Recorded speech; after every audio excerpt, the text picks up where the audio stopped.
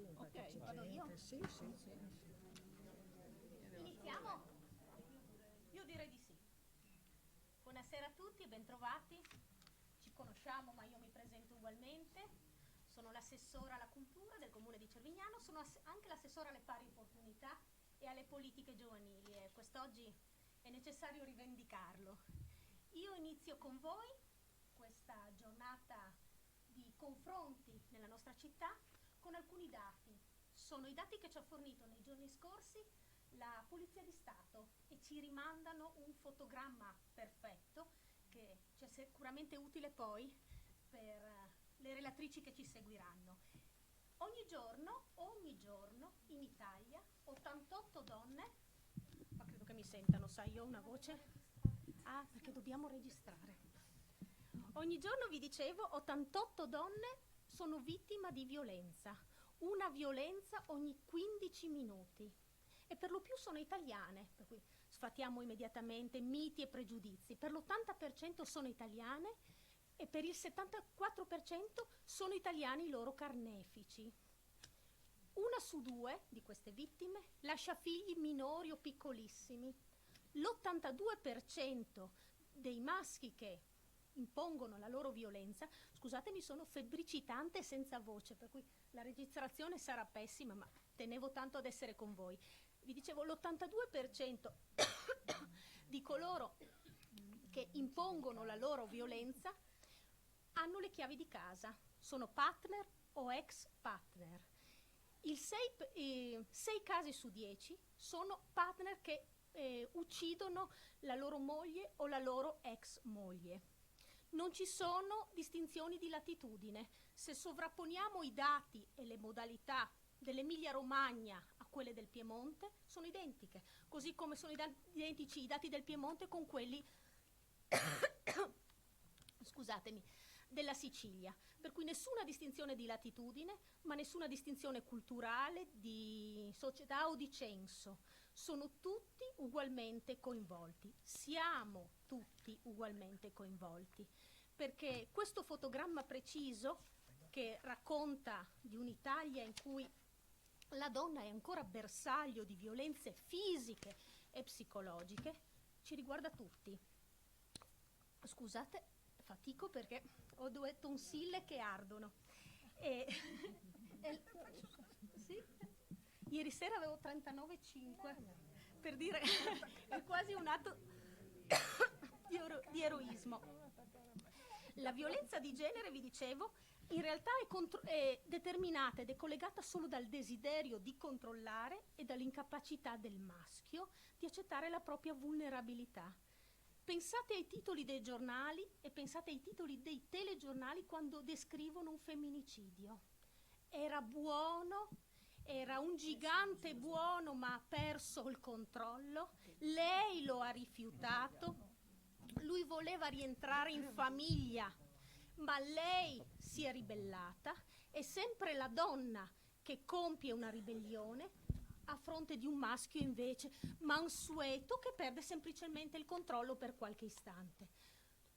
Cosa vogliamo fare a Cervignano quest'oggi? Lo faremo anche più tardi con uno spettacolo che io vi incoraggio a vedere al Pasolini del Teatrino del Rifo. Proveremo a ripartire dalle parole, perché questo, prima di un fenomeno criminale, è un fenomeno culturale. E a Cervignano abbiamo scelto di ripartire da questo, dalle parole giuste che spiegano un fenomeno sbagliato. Rispondiamo ad un fenomeno culturale perverso con un approccio culturale corretto. Lo si fa di rado. I giornali in questo non ci aiutano. Linguaggio sessista, stereotipi, di cui parleranno poi Pina scusate, pensavo fosse più facile e pensavo che la tachipirina giovasse, in realtà non lo sta facendo affatto. Vi dicevo, un linguaggio sessista, pregiudizi, stereotipi inquinano le nostre spiegazioni. Abbiamo bisogno di tornare a parlare di questo fenomeno, di farlo bonificandolo, eliminando tutti quei pregiudizi che lo deformano. Io sono molto lieta che sia sorto così spontaneamente questo appuntamento con l'Auser, che abbiamo poi fortissimamente voluto, incastonandolo in questo luogo tra mille altri appuntamenti culturali. Rimando al presidente Dean, rimando alle relatrici, davvero ci vediamo questa sera, uno spettacolo teatrale bellissimo del Teatrino del Rifo, si intitola Se non avessi più te, per cui ci vediamo più tardi, se la Techipirina giova, alle 20:45 al Pasolini. E adesso vado un attimo a bere. Ecco. Grazie Assessore, ma veramente ti facciamo gli auguri perché sei veramente, veramente, insomma, non stai proprio così bene. Intanto buonasera a tutti, il saluto di Auser, Volontariato Bassa Friulana, il mio saluto, il saluto di tutto il direttivo e il benvenuto a tutti voi così numerosi in questa giornata dove ci sono tantissime iniziative che si rincorrono nelle varie realtà. In questi giorni anche come Auser abbiamo aderito a diverse iniziative, sto pensando a Aquileia, l'altra sera in quel di Terzo di Aquileia, oggi siamo qui, insomma una serie di iniziative che stanno dentro alla filosofia nostra, insomma anche agli scopi. Noi siamo un'associazione di volontariato, uno dice beh, va bene, benissimo, ce n'è di bisogno di persone volontarie che diano una mano all'interno delle proprie comunità, ma al di là di questo una delle cose alle quali teniamo molto è l'invecchiamento attivo. L'invecchiamento attivo che passa attraverso tantissime sfaccettature, molte opzioni. Una di quelle che è molto legata insomma all'attività che noi realizziamo qui nella Bassa Friulana, ma che Auser realizza, è l'apprendimento permanente, quella funzione che sta in tutte le persone. Poi noi magari ci rivolgiamo alle persone di una certa età, ma che trasversalmente dovrebbe essere patrimonio di tutto, quello che è la cultura, quella che è la conoscenza. Quindi questa iniziativa si inserisce all'interno della nostra volontà di porre attenzione, in questo caso a questi temi. L'assessore prima diceva non stiamo parlando di una cosa sconosciuta, un fenomeno del genere, un fenomeno di 80 casi segnalati al giorno non è poi una banalità, sono casi numerosi e questi sono quelli segnalati, probabilmente ce ne sono anche altri che non vengono segnalati, quindi è un problema che va affrontato non solo oggi. Oggi siamo qui a celebrare una ricorrenza, una data, quella della giornata internazionale per l'eliminazione della violenza contro le donne, ma deve essere un tema comune ogni giorno, dico io, ma lo dobbiamo dire tutti e tutti insieme, lavorare perché questi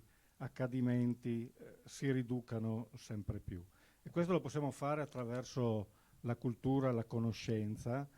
E quest'oggi abbiamo voluto qui con noi due persone che sono comunque legate a noi, perché questa iniziativa la facciamo assieme all'Associazione Libermente di Palmanova, con la quale realizziamo tantissimi eventi culturali nel nostro territorio.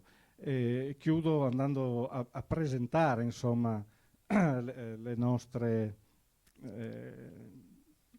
le persone che oggi si rifletteranno assieme a voi facendo qualche riflessione sul tema. Giuseppina Minchella è dottore di ricerca in società, politica e culture del tardo medioevo, dall'età del medioevo, del tardo medioevo all'età contemporanea presso l'Università La Sapienza di Roma, è componente del Centro Ricerca dell'Inquisizione dell'Università di Trieste, si occupa dell'attività del Sant'Ufficio della Repubblica di Venezia con particolare interesse ai passaggi di fede e alla coesistenza di cristiani e musulmani.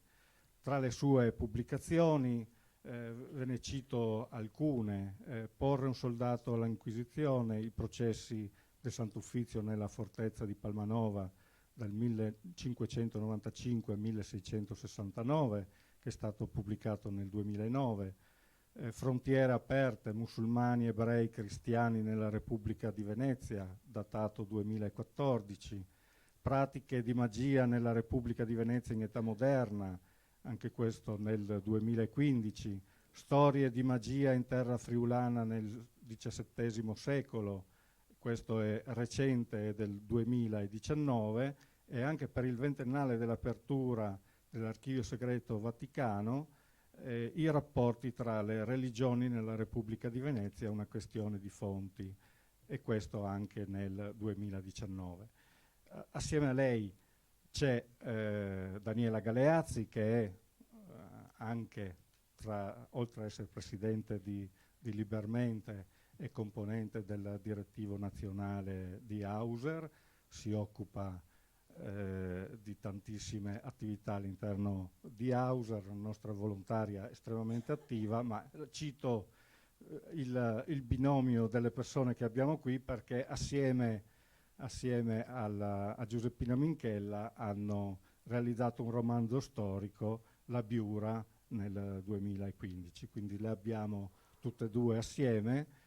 A loro lascio la parola e l'augurio di una buona riflessione assieme su questo tema. Grazie a tutti. Bene, io comincio, mi sentite come siamo a microfono? Va bene? Allora, uno sguardo al passato su un tema come quello di oggi, in una giornata come quella di oggi, può sembrare forse qualcosa di non proprio centrato, visto che, come abbiamo appena sentito, la violenza contro le donne è un fenomeno che è così forte, che penalizza così forte il nostro presente, che succede ogni giorno nei paesi occidentali, per restare in questo ambito. Diciamo che è un fenomeno con cui si fa i conti ogni giorno e anzi assistiamo a un suo rincrodire.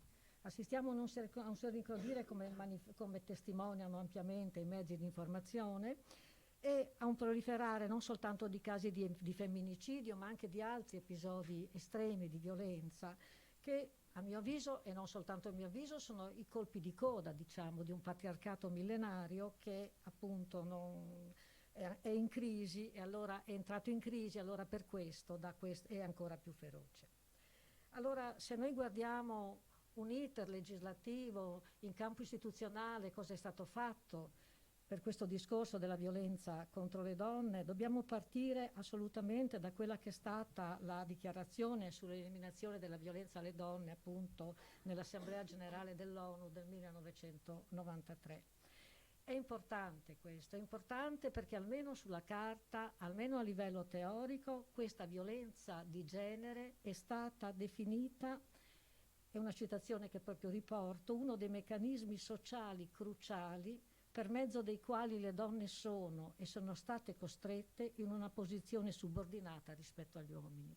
Quindi codificare questa è un'affermazione molto molto importante. Non è bastato.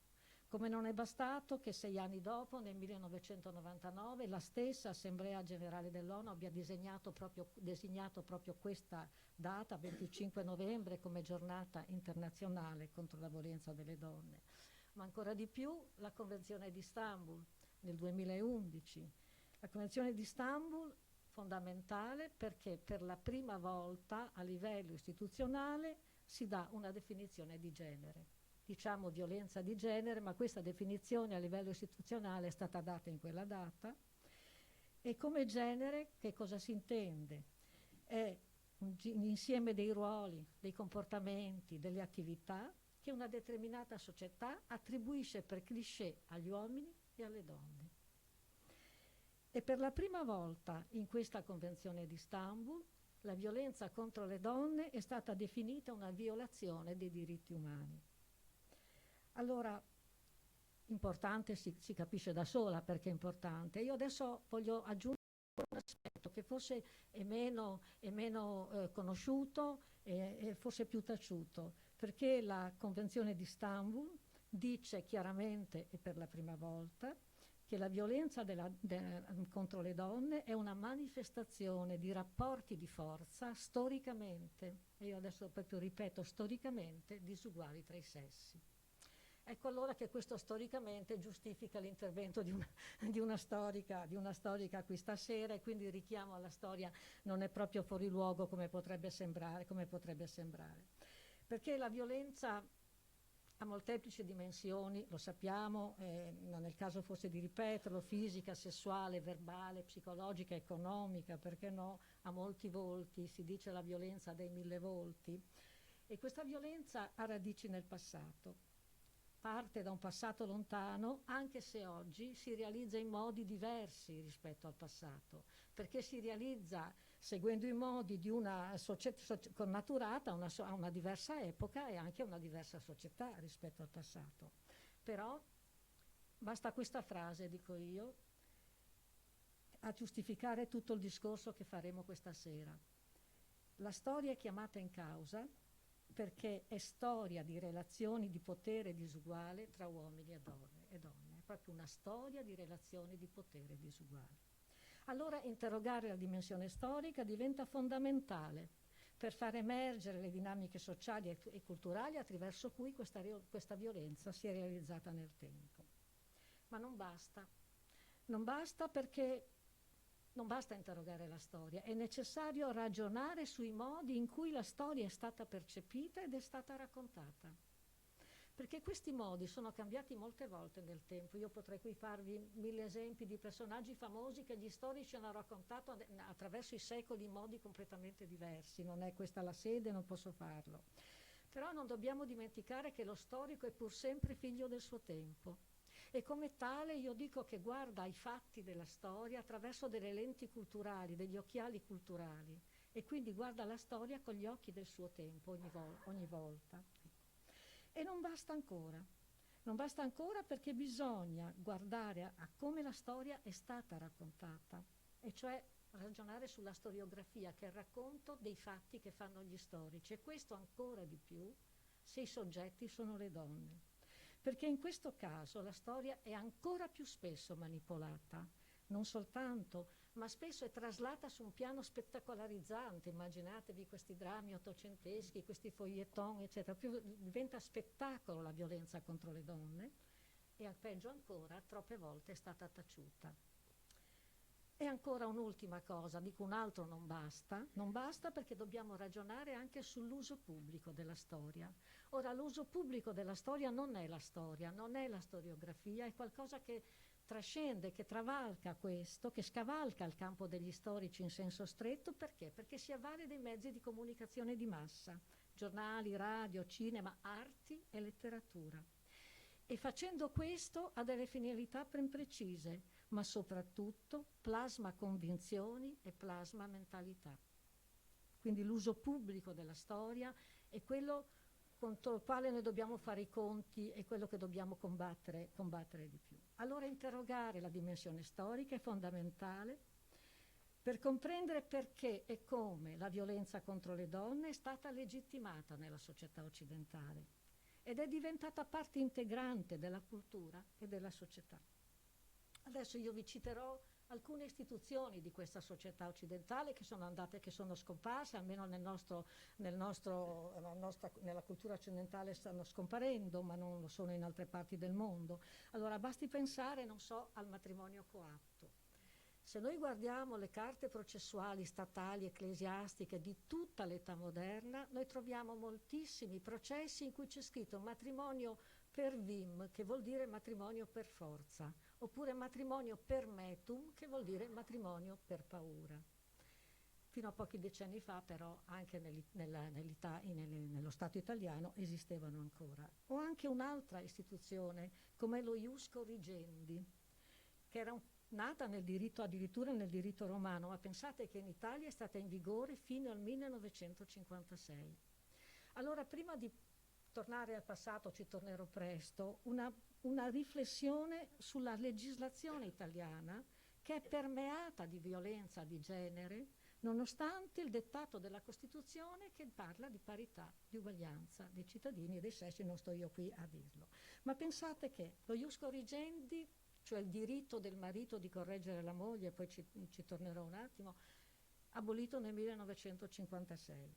Nel 1968, soltanto nel 1968, dichiarato illegittimo l'articolo del codice penale che puniva soltanto l'adulterio femminile. E nel 75 finalmente un nuovo diritto della legge di famiglia che si basa su un rapporto paritario e non gerarchico, e nel 1981 il testo di legge che pone fine al matrimonio riparatore, e finalmente nel 1996, quindi non sono passati tanti anni, lo stupro da reato contro la moralità e il buon costume diventa reato contro la persona. Quindi la legislazione italiana permeata di violenza di genere. Ecco. Allora dicevo lo ius corrigendi. Lo ius corrigendi è il diritto di correzione esercitato dal marito sulla moglie ed è riconosciuto in tutti i paesi dell'Europa occidentale in età moderna, in Italia è stato abolito soltanto nel secolo scorso. Ecco. In virtù di questo diritto, il marito aveva il diritto di assicurarsi l'obbedienza della moglie, di educarla e di imporle i comportamenti di suo gusto, somministrarle castighi e punizioni. E anche l'uso della forza nei confronti della consorte era considerato un lecito strumento di correzione che il marito poteva, anzi doveva esercitare. Un buon marito doveva esercitarlo. Perché? Cosa c'è sotto questo ius corrigendi? Ecco che arriva il primo grande stereotipo della cultura occidentale. Alla base di questo c'è lo stereotipo di una donna come soggetto debole che va corretto e va protetto dagli errori che lei stessa potrebbe compiere. E via. Pensiamo ad altre istituzioni come le monacazioni forzate.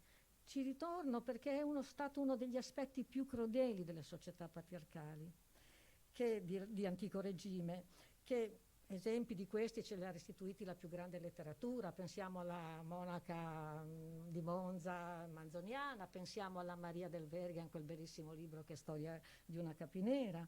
Ma avevano uno scopo solo queste istituzioni: salvaguardare il patrimonio familiare. Perché? Perché sposare una figlia significava versare una dote costosissima, molto molto più costosa che pagare la retta per monacarla in un convento.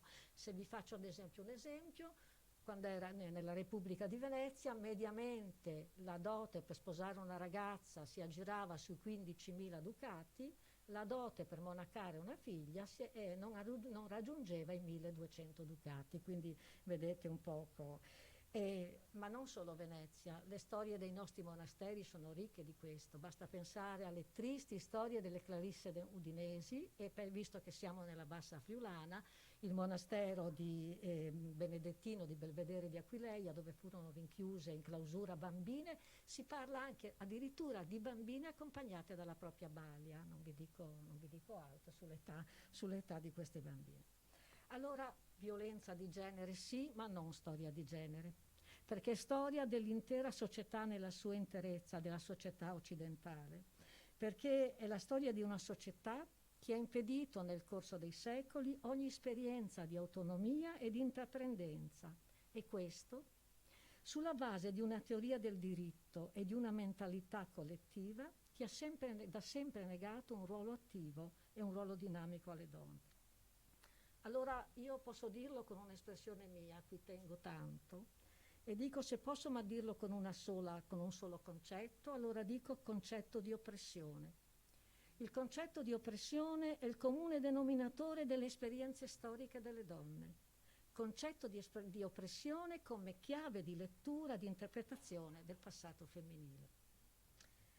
Pensiamo ancora, per avvicinarci al tema di questa sera, alla caccia alle streghe, che causò migliaia di vittime nell'Europa, in tutta Europa, fino al XVIII secolo.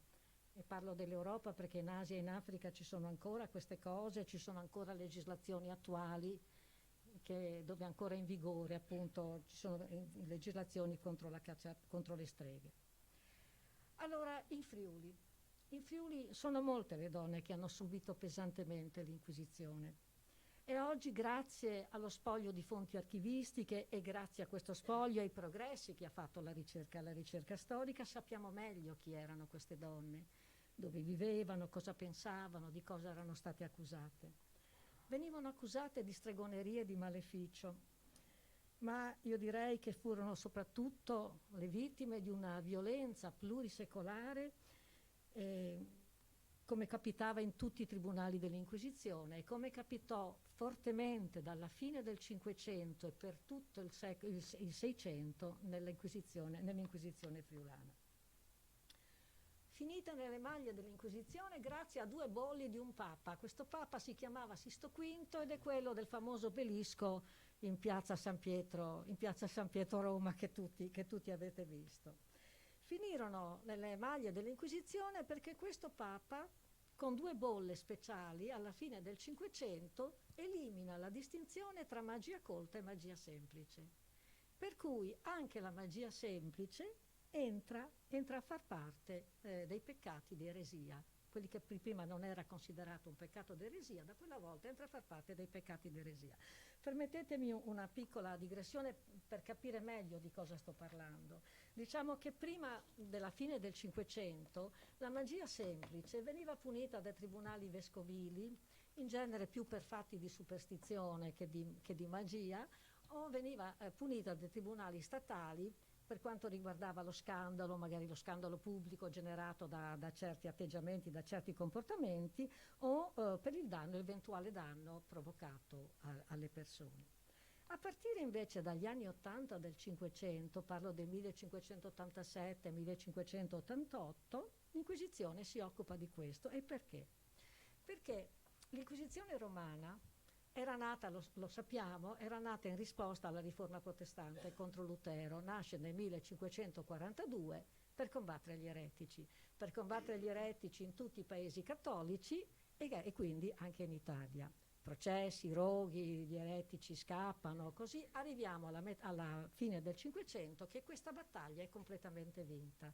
L'eresia in Italia e anche le città che erano state focolaio di eresia, tipo Venezia, tipo Lucca, perché ci sono stati città che erano state lì per passare alla riforma anche in Italia, insomma è tutto vinto, è tutto bruciato, tutto finito. Allora l'Inquisizione si trova davanti a un grosso problema: o chiudere i battenti e dire ho finito il mio ruolo storico, o inventarsi un altro obiettivo per sussistere. Ha scelto il secondo. E vi comunico che in Italia non è ancora stata abolita, ha un altro nome, ma ancora esiste l'Inquisizione in Italia con il nome Congregazione per la dottrina della fede. Per dire. Quindi si crea un altro obiettivo che è il controllo generale dei fedeli e di tutta la società.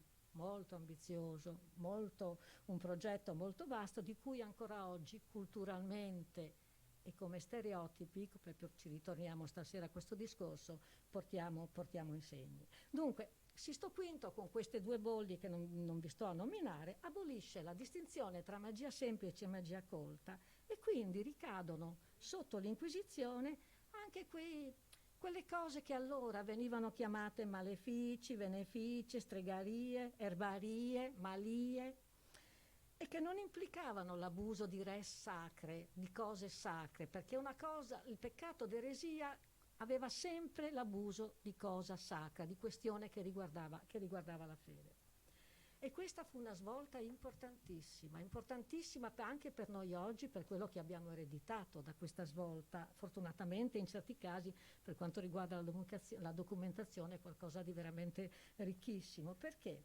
Perché se il Sant'Ufficio comincia a interessarsi di erbarie, è chiaro che comincia a interessarsi di povera gente anche, di povera gente che è analfabeta, che non è colta, che non ha fini, che non ha assolutamente, sì, ecco.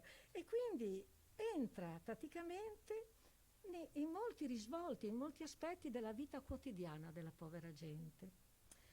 Se andiamo a vedere i processi, come ho avuto la fortuna di fare, la passione di fare, conservati nell'archivio storico dell'Arcidiocesi di Udine, vediamo l'affresco di una società contadina, una società povera, ignorante, che si affidava alla magia per cosa? Per preservare i raccolti, per preservare gli animali, per trovare risposte alle calamità naturali, a tutti i problemi che si accompagnavano alla magra esistenza che poteva vivere un contadino in quei secoli.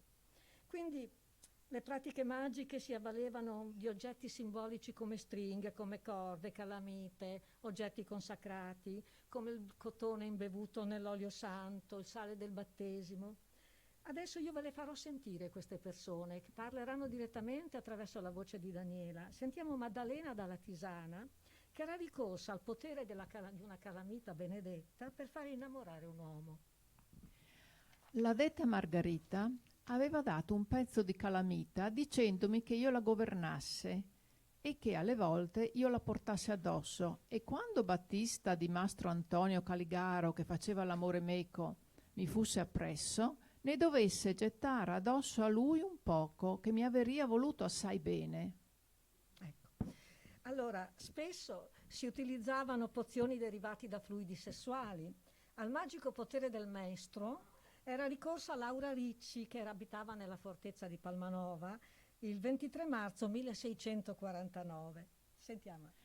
Io desiderava che mio marito mi volesse bene, non andasse ad altre donne. Gli diedi da bere del mio maestro dentro l'acqua santa, senza dir nessuna parola. Un grande potere era attribuito alle ossa di morto. Se questo non gioverà, che pigli un osso de morto e lo pesti bene e lo facci mangiare in una fugazza, ovvero bere nel vino di detto giovane. Ecco, tanto per dire qual è l'orizzonte in cui ci stiamo muovendo e come potevano essere eretiche queste persone, spiegatemelo voi. Attraverso i processi dell'Inquisizione friulana viene così alla luce un patrimonio di conoscenze empiriche che andava dall'uso delle erbe curative alle più svariate pratiche di sortilegio. Non ho il tempo per elencarvi alcuni sortilegi perché sarebbe bello, ma insomma non si può. E rispondeva a cosa questa magia? Alla necessità, ripeto, di trovare soluzione ai problemi dell'esistenza in un'epoca in cui né la medicina né la scienza sapevano ancora dare risposte certe alle morti improvvisi di un bambino, alle carestie, alle epidemie. E furono soprattutto le donne a essere indagate. Perché?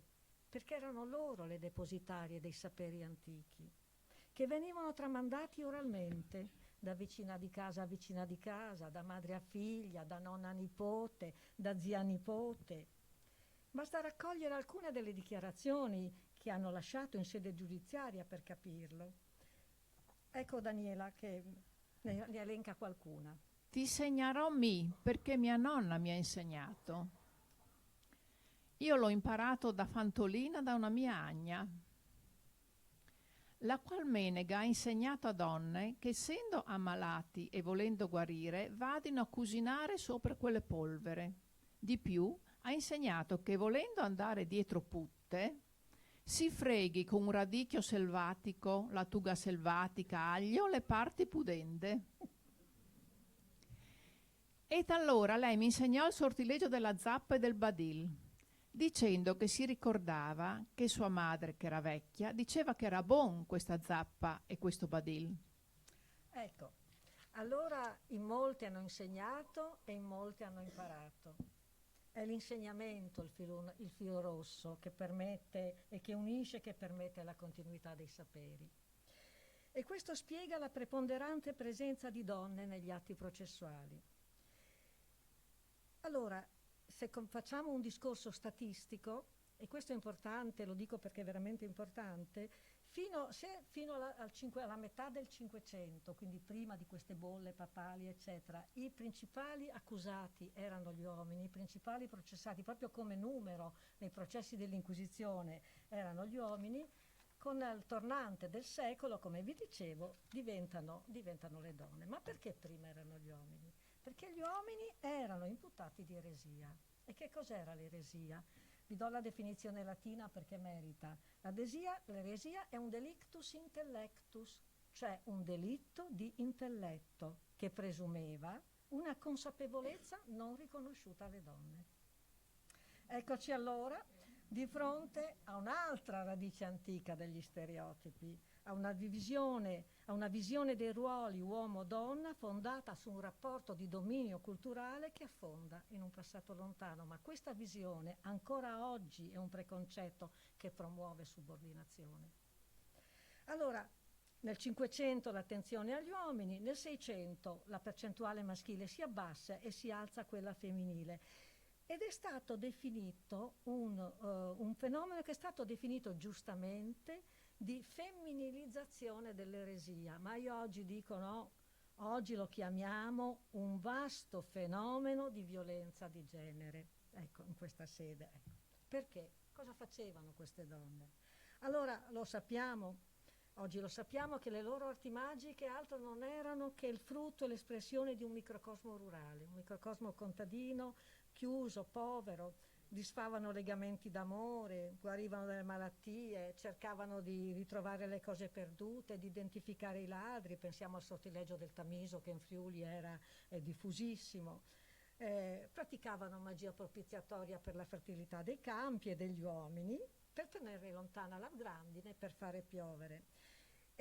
Ho trovato una lettera del parroco di Palmada, che allora era un villaggio esistente, poi distrutto da Napoleone, esistente vicino alla fortezza di Palmanova, il quale si era lamentato, aveva scritto al patriarca di Aquileia che non sapeva più cosa fare con le sue parrocchiane, perché queste qui, a dispetto delle proibizioni, a dispetto delle prediche, delle cose che lui diceva, se ne andavano in giro per le case cercando alcune cose, cito, profane per far piovere, ci buttavano sopra l'acqua e poi andavano in giro per tutto il paese convinte che così sarebbe piovuto.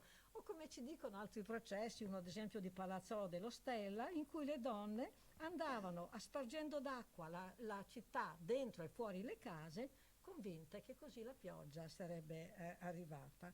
Fu il parroco a denunciarle all'Inquisizione perché ci fosse un opportuno rimedio e una salutifera correzione. Ecco. Dunque erano quasi sempre le donne a praticare queste formule di magia propiziatoria per i campi o per preservare gli animali, perché allora erano un bene più prezioso degli stessi figli, era il bene più prezioso della collettività. Ascoltiamo Daniela.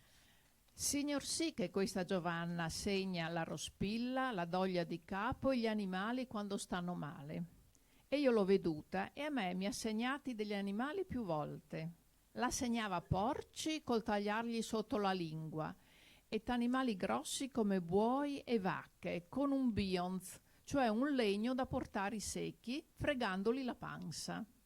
E diceva alcune parole piano, sicché non erano sentite, ma però non faceva segno di croce che io vedesse. E anche quando si perdevano animali, li preentava, a ciò il lupo non li mangiasse. Ecco, in quell'epoca le morie degli animali si attribuivano ai malefici, ma il rimedio poteva venire solo da chi sapeva disfarli. Ecco come mandano a chiamare. Che già 1 anno e mezzo in circa, essendomi ammalati i miei animali, me ne pericolarono 2 cavalli, 2 buoi e 2 o 3 armente. Non sapendo la causa del male, mi lamentai un giorno con detta Ganduglia, la quale mi seppe dire che la persona che mi aveva ammalati detti animali sarebbe venuta, avanti che scorressero giorni 3, a casa mia con lamenti che la vita gli dolesse, che quella tal persona era strega di dette malie.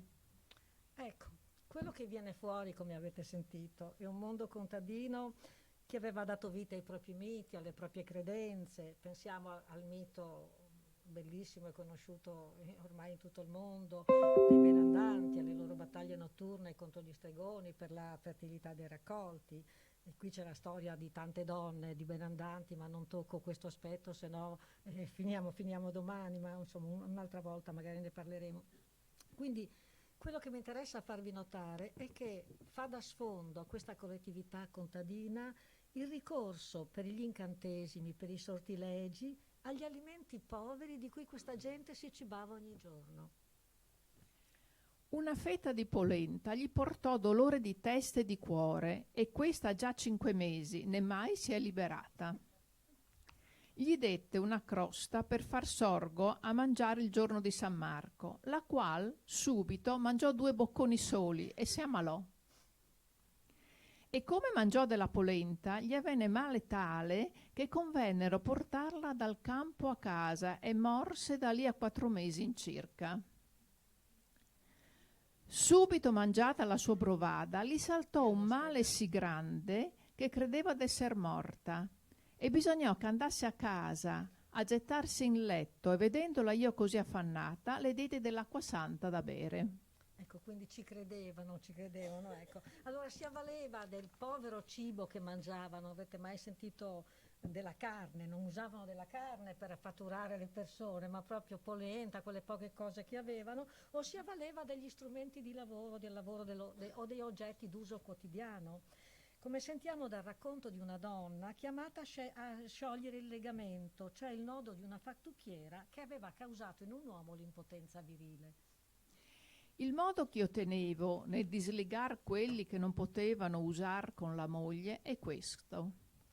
Ad alcuni li facevo mettere sotto il letto l'arador, che è quelli ferri con che si arano la terra. Ad altri li facevo mettere il zappon e il badil, che si adopera per seppellirli morti. Ad altri li facevo pigliare una vera, con la quale fosse stata sposata una donzella, e che la fosse posta nell'acqua benedetta, e che quel tal orinasse sopra questa vera. E questi erano 3 rimedi provati, che io ne ho guariti parecchi con questi rimedi. Bene, molto bene. Allora, adesso smettiamo di ridere e permettetemi una brevissima digressione, perché anche questa è una cosa interessante, perché per cogliere come sia proprio l'ambiente, la condizione sociale, siano l'origine di substrati culturali e di tutto un immaginario collettivo. Perché se facciamo il confronto con i processi dell'Inquisizione veneziana, ci accorgiamo che le dichiarazioni delle inquisite, anche lì sono tante le donne accusate, perché questo fenomeno dell'attenzione alle donne vale per tutte le inquisizioni d'Italia, ecco, vediamo che le dichiarazioni delle inquisite rimandano invece a una realtà portuale e cosmopolita, che niente a che fare con la campagna e col microcosmo contadino del Friuli. Allora, ad esempio, una donna era stata accusata di prendere dalle navi ancorate in porti gli oggetti per fare le sue malie, per fare i suoi sortilegi, quindi non nei campi, non gli oggetti per coltivare la terra, eccetera. E poi il famoso sortilegio dell'inghistara, cioè buttavano anche in Friuli, si buttava ancora oggi lo usano in carni, in certi volte, buttare una chiara d'uovo nell'acqua e lasciarla tutta la notte, e poi la mattina si vedeva l'effigie dell'innamorato, di quale marito la sorte avrebbe concesso in dono alla fanciulla. Ora, questo stesso sortilegio fatto in ambiente veneziano dà questo tipo di risposte in genere. Allora, alla fine una donna era ricorsa a questo sortilegio alla fine di sapere se il marito di una parente era andato per mare, se fosse vivo o se fosse morto. E sull'acqua cos'era comparsa? Era comparsa una macabra visione, qualcosa che sembrava sangue, delle ossa, un vascello con le vele bianche finito sopra uno scoglio, delle braccia che pendevano da una scialuppa. E allora è chiaro che immagini come queste sono completamente assenti, addirittura impensabili per le carte friulane, quindi ogni immaginario è frutto dell'ambiente culturale e sociale in cui si vive. Ma torniamo appunto alle donne friulane. Per queste povere donne l'arte della magia costituiva una risorsa per guadagnarsi da vivere. E non di rado era una magia millantata, inventata, se la inventavano lì per là, che approfittava della malattia di un vicino, di un parente, e in una società profondamente permeata dalla paura, in cui cadere malato cosa significava per prima cosa? Significava credersi vittima di un maleficio, o qualcuno mi ha fatto di sicuro un maleficio se sto male, e quindi la causa di ogni mala sorte doveva essere sempre attribuita a qualcuno, maleficio attribuita a chi l'aveva fatto. E quindi molto spesso queste donne che facevano queste magie, venivano avvertite come guaritrici per un aspetto e come streghe nell'altro. Bastava un non nulla a fare scattare una denuncia all'Inquisizione. Adesso sentirete alcune voci contro donne considerate streghe, considerate malefiche. Disse che voleva far morire mio marito perché questo procurava di scazzarla di casa, perché essa donna tiene scola di meretrici. Qual aveva forza l'andò a toccare sopra le spalle, per il che le viense tanto male che appena vinse a casa e andò in letto e restò strupiata delle gambe per 5 giorni in circa. Qual la toccò e subito si sentì venir meno, che non poteva camminare né entrare in casa sua. Ecco. E adesso ancora una cosa, su chi cadeva il sospetto? Il sospetto cadeva quasi sempre su donne sole, anziane, vedove e di bassa condizione sociale. Ne troviamo molte, moltissime nelle carte processuali udinesi, in genere connotate da un soprannome o da una caratteristica fisica. Antonia detta la Mulizza, Caterina la Gnessa, Gasparina la Triscola, Domenica Biancuzza, Antonia la Capona, eccetera. Le chiamavano streghe, ma in realtà non erano che donne ai margini, soggetti fragili, oggetto di una violenza sociale, giuridica e culturale, donne che dovevano fare ogni giorno i conti con la fame e con la paura. Questo io dico è il vero ritratto, non quello della stregoneria. Vediamo allora le storie di alcune di queste donne. Giacomo Pittacola, che compare molte volte nella carta del Sant'Ufficio di Aquileia e Concordia, si viene a sapere che era nota in tutta Pordenone per i suoi sortilegi e che in molti in città si erano avvalsi delle sue arti. Si diceva che aveva liberato un uomo da certi dolori cattivi, mentre tutti gli altri guaritori a cui si era rivolto in precedenza avevano fallito. Si diceva che sapeva scoprire i ladri, che liberava dai malefici e addirittura si diceva che avesse incantato un coltello. Su preghiera di una certa Pirissuta, mi sono anche divertita quando ho visto questo processo, innamorata di suo cugino Piero ma non corrisposta.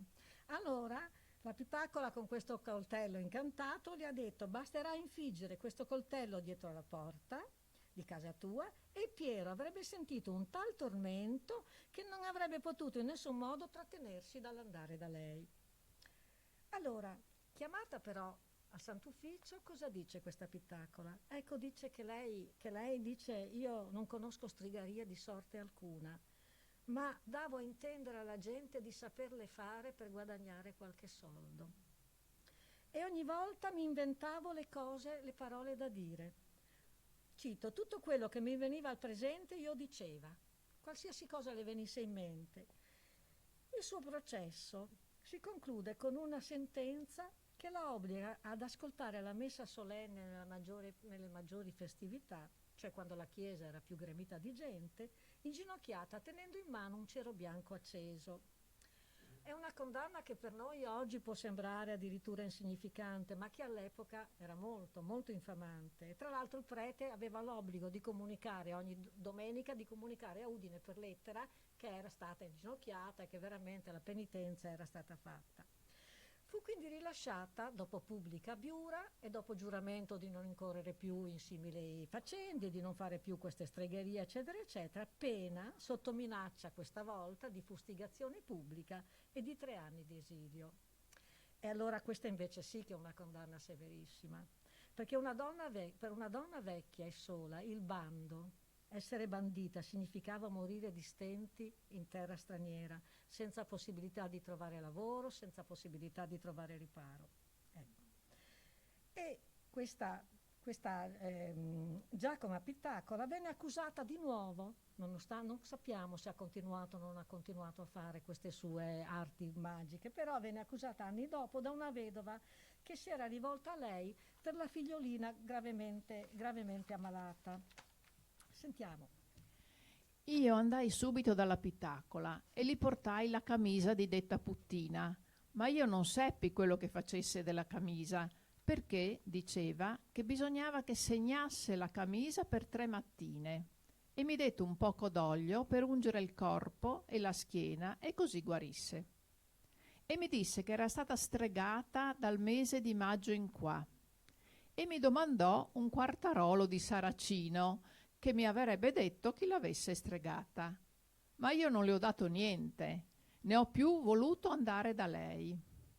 Ora mia figliola è ammalata di nuovo, e io ho pensato che la detta Pittacola me l'abbi stregata perché non gli volsi dar niente.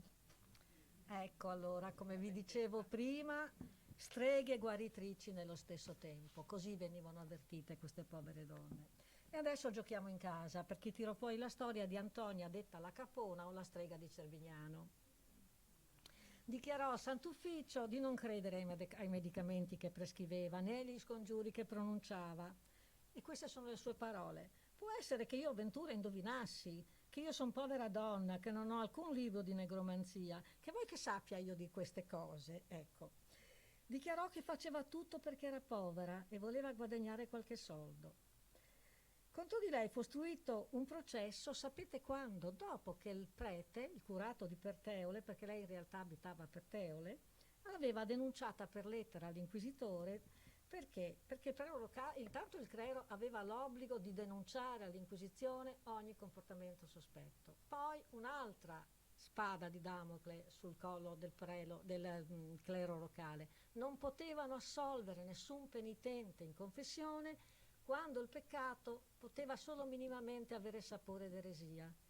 L'Inquisizione il sacramento della confessione fu completamente assoggettato all'Inquisizione e questi non poterono assolvere e mandavano direttamente i peccatori direttamente all'Inquisitore. Ma insomma, quello che volevo dirvi è altro, cioè questa strega di Cervignano viene denunciata dal prete dopo la lettura fatta in chiesa dell'editto di grazia dell'Inquisizione. Che cos'era l'editto di grazia? L'editto di grazia era un editto che ogni inquisitore all'atto del suo insediamento faceva pubblicato sulla porta della chiesa, ma per il popolo analfabeto veniva letto dopo la messa, insomma, ecco.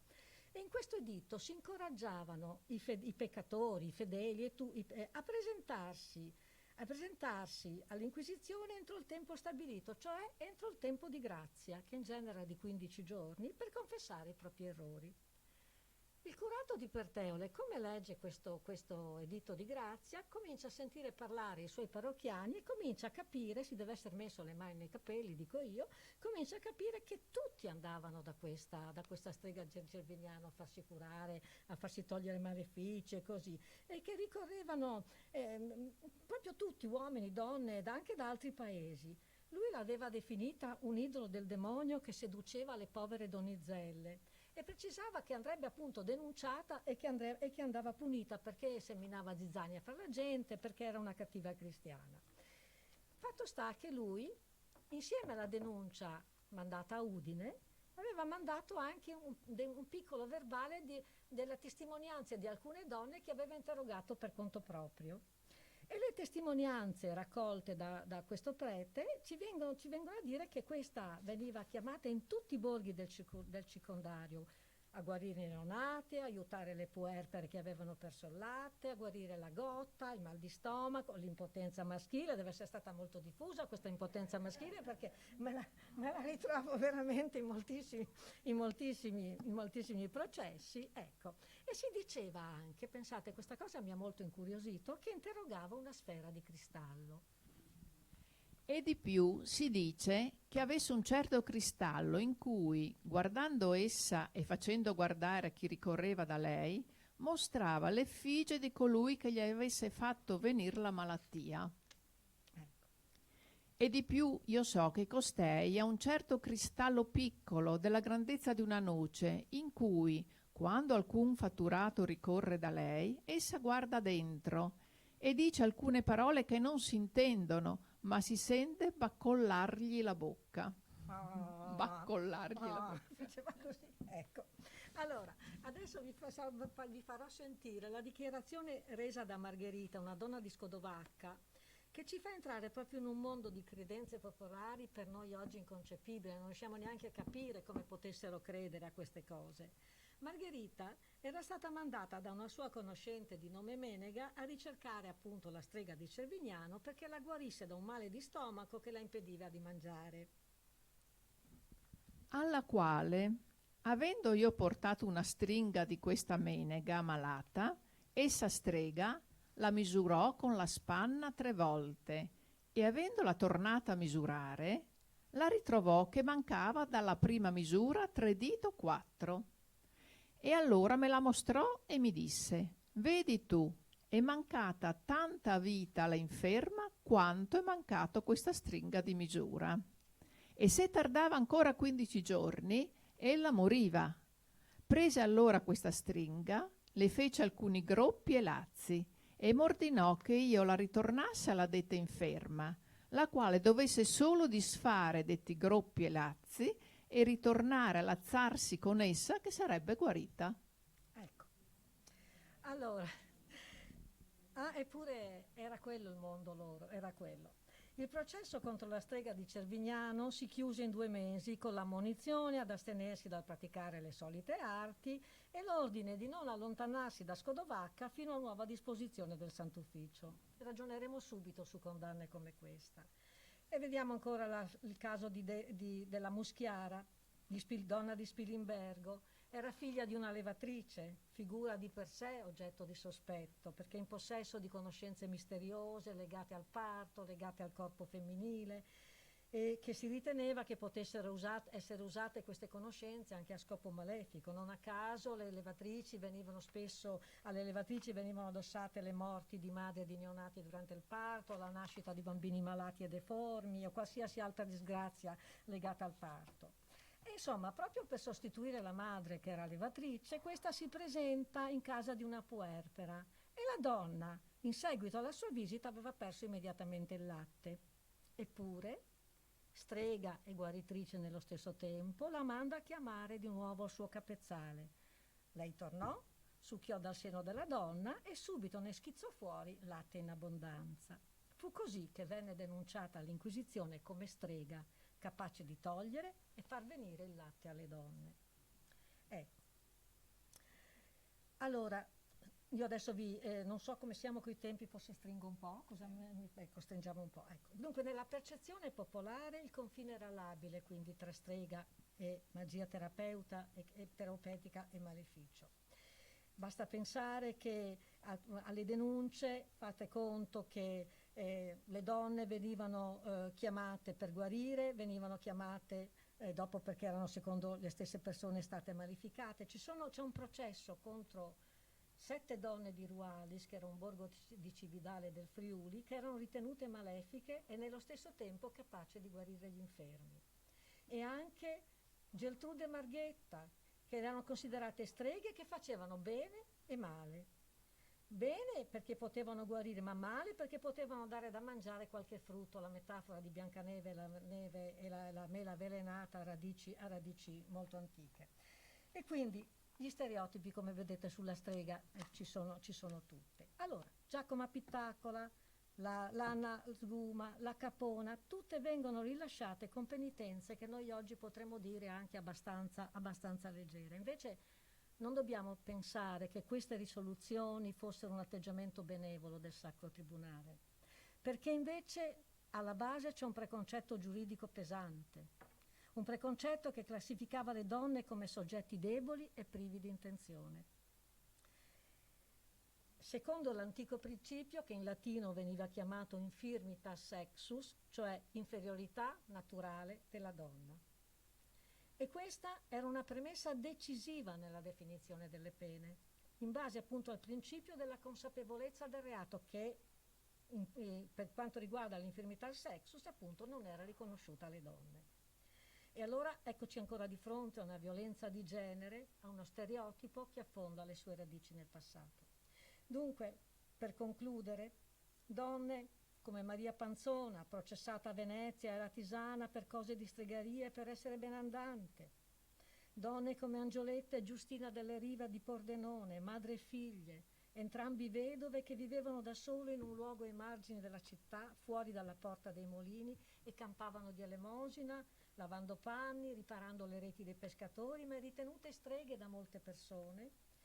E tanto che ogni disgrazia, ogni cattivo avvenimento veniva considerata opera loro. Furono rinchiuse queste 2 donne nel carcere di Pordenone il 22 settembre del 1650 e dopo trasferite nel carcere patriarcale di Udine. Angioletta, la madre, fu interrogata più volte, ma non ammise mai di essere una strega che andava al sabba, nonostante le domande pressanti e le risposte già messe in bocca dall'inquisitore. Un crescendo di domande, di accuse, di insinuazioni, in linea con l'immagine stereotipa della strega che ha stretto un patto con il diavolo. L'inquisitore era Giulio Missini, l'inquisitore che operò in Friuli nella metà del Seicento e fu quello che più di tutti era convinto dell'esistenza del sabba e delle streghe e pertanto doveva assolutamente condurre chi veniva al suo cospetto a confessare di essere una strega. Angioletta non abiura, finisce i suoi giorni in carcere dove muore un anno dopo senza che contro di lei fosse mai istruito formalmente un processo né emessa una sentenza. Il giorno dopo della sua morte la figlia viene rilasciata dopo una pubblica abiura. Sentiamo.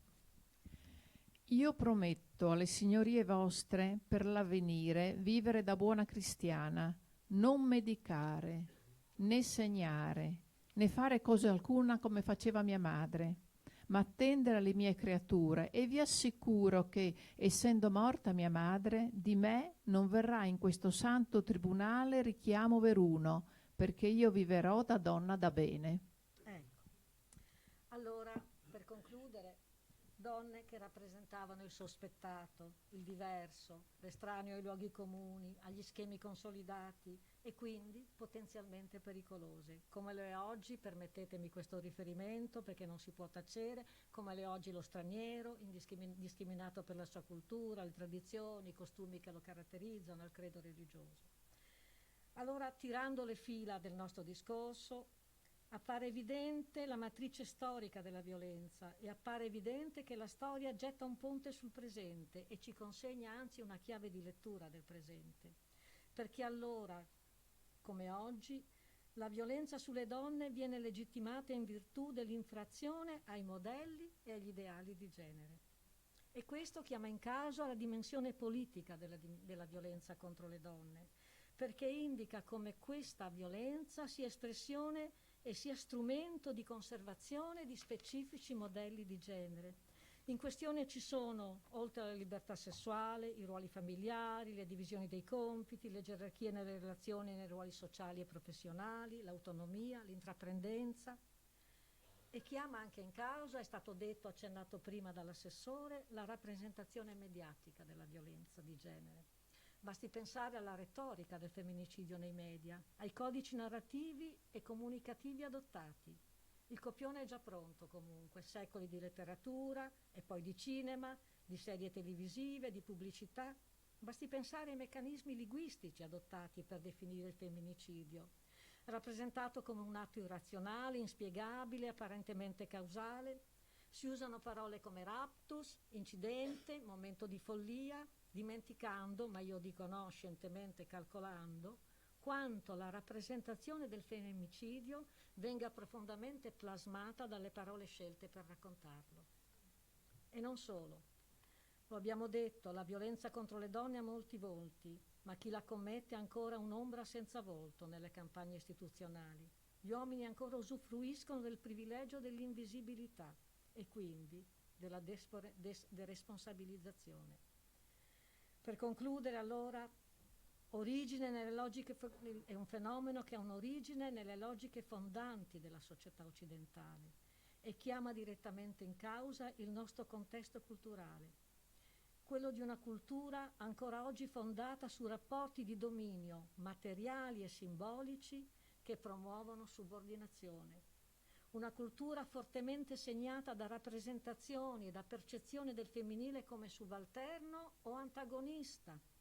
Una cultura fortemente segnata dalla legittimità sociale dell'uso della violenza come risorsa per fronteggiare conflitti e disagi. E quindi richiederà sforzi più vigorosi tutto questo, combattere questi stereotipi, perché la storia ha tempi lunghi e gli stereotipi culturali hanno radici antiche e sono lenti, anzi lentissimi, a scomparire.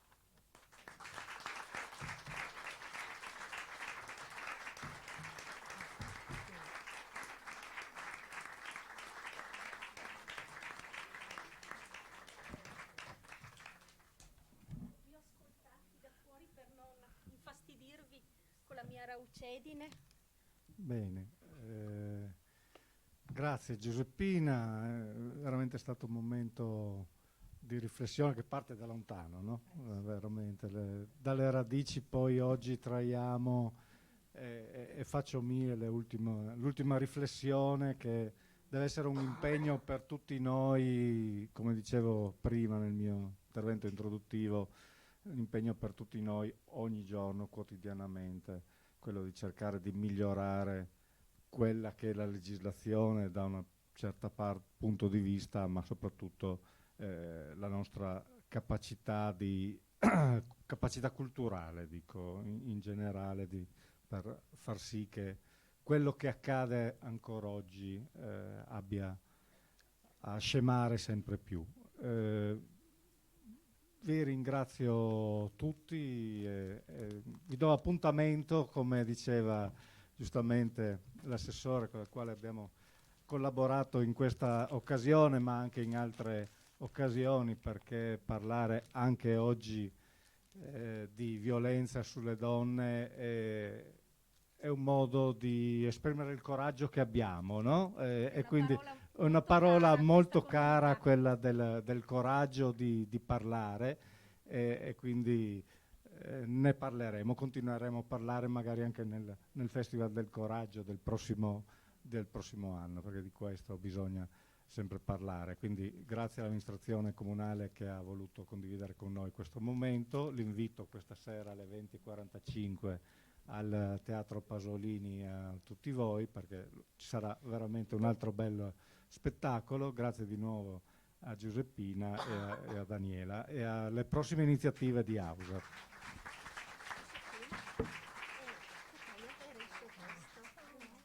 Non lo do perché, a parte che, no, perché è scritto buttato così, no, non lo può, no, grazie, no, E visto che tra un colpo di tosse l'altro ho perso